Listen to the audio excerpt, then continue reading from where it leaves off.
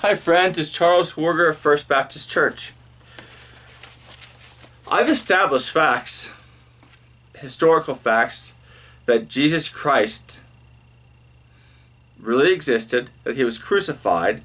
I've established that the apostles really believed Jesus resurrected. I established that the apostle Paul really believed Jesus resurrected, and established that there's an empty tomb. Now I have videos of all these, so I'm not going to take time to argue them here. And there's theories that people use to say, well, this could have happened and this could have happened.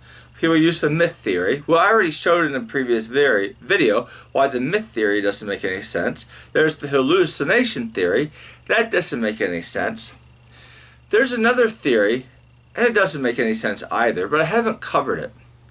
Some people will argue that the apostles, that they made up Jesus Christ resurrecting.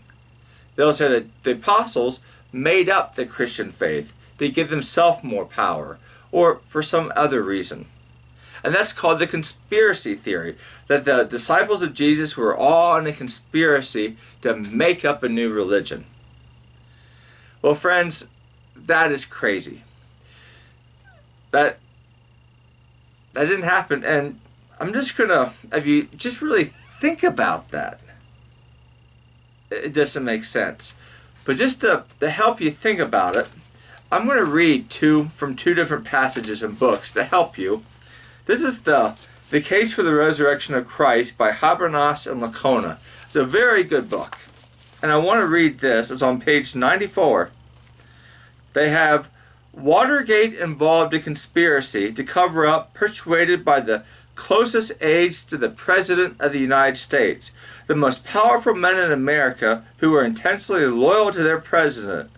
But one of them, John Dean, turned state's evidence, that is, testified against Nixon, as he put it, to save his own skin. And he did so only 2 weeks after informing the president about what was going on. 2 weeks. The real cover-up, the lie, could only be held together for 2 weeks, and then everybody else jumped ship in order to save themselves. Now the fact is that all those around the president were facing. Now the fact is that all those the president was facing, their punishment would have been embarrassment and maybe prison. Nobody's life was at stake. And they still could only hold out for 2 weeks. Now listen to this. But what about the disciples of Jesus Christ? 12 powerless men, peasants really, were facing not just embarrassment or political disgrace, but beatings, stonings, and execution. Every single one of the disciples insisted to their dying breaths that they had physically seen Jesus Christ raised from the dead. Don't you think that one of the apostles would have cracked before being beheaded or stoned? That one of them would have made a deal with the authorities, but none did. Friends, if it was a conspiracy theory, the apostles would not have been able to hold out like they did. Conspiracies don't hold out under that type of persecution.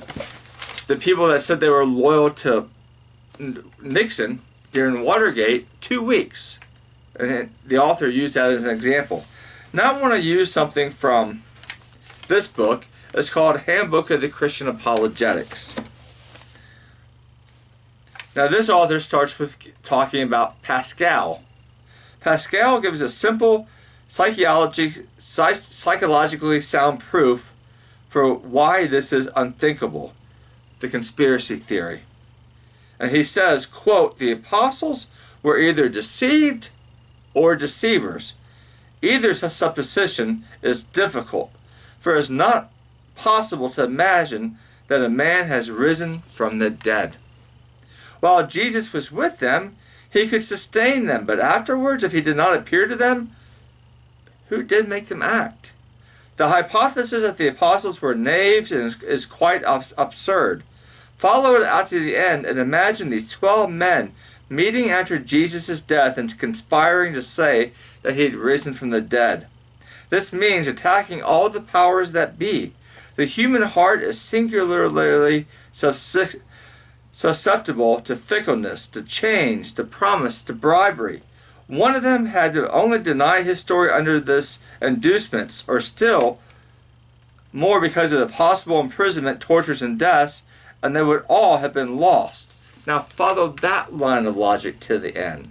That's what Pascal writes. Now the cruncher in this article is the historical fact is that no one, weak or strong, saint or sinner, no one, Christian or heretic, ever confessed freely or under pressure, bribe or even torture, that the whole story of the resurrection was a fake, a lie, a deliberate deception. Even when the people broke down under torture and they denied Christ and they worshiped Caesar, they never admitted to a conspiracy. They never let that cat out of the bag. You know why? Because it was never in the bag. No Christian believed the resurrection was a conspiracy. If they did, they would not have become a Christian. So I wanted to bring those two up. And this is from Handbook of Christian Apologetics. I wanted to bring these two statements up to let you know, just touch the surface and really not really go into it that deep. Just to say that you don't really have to go into this theory that deep. It couldn't have happened. The conspiracy theory, although it's the best out of the false theories, it still has big holes in it, impossibilities. What really happened was that Jesus Christ really, truly did resurrect. That is what best explains the historical probabilities, and that's what best explains the historical facts. That Jesus Christ resurrected. Friends, we serve, if you're a Christian, a resurrected Lord. And if you're not a Christian, I invite you to become a Christian, and you too can serve a resurrected Lord.